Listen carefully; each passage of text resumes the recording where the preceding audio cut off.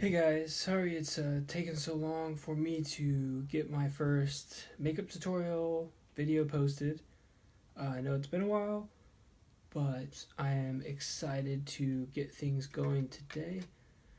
I've been trying to find a job, which has not been working out the best, and that's life. And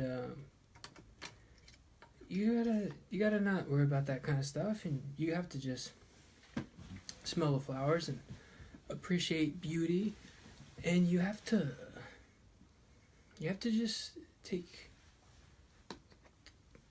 you just have to do whatever it is.